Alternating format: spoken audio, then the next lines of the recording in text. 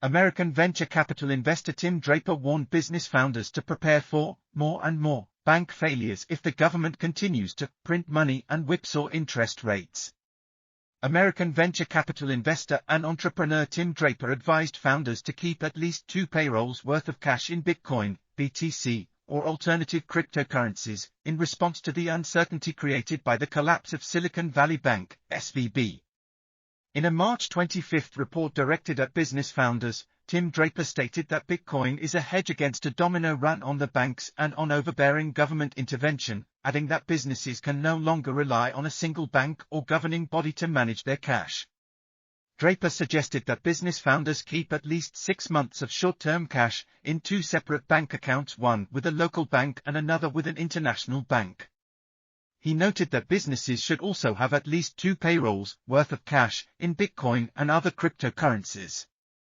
Draper explained these preventative steps were necessary as for the first time in many years, governments are seizing control of banks and governments themselves are at risk of becoming insolvent.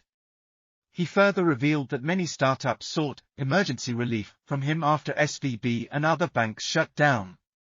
Additionally, he emphasized the importance of contingency plans, as boards and management are responsible for meeting payroll deadlines, even in times of crisis. He noted, it is important to build out contingency plans for bank failures that could happen more and more often if the government continues to print money and whipsaw interest rates to counteract inflation caused by the overprinting of money. He also warned that businesses should remain vigilant against fraud, noting that fraudsters are skilled at identifying weaknesses in a system and exploiting them. Furthermore, he advised founders that phishing theft can be prevented by verifying with all parties involved whenever there is a change in wire instructions or a new approval system. This comes after Tim Draper performed a self-composed Bitcoin song at the end of his keynote speech at Paris Blockchain Week 2023 on March 22.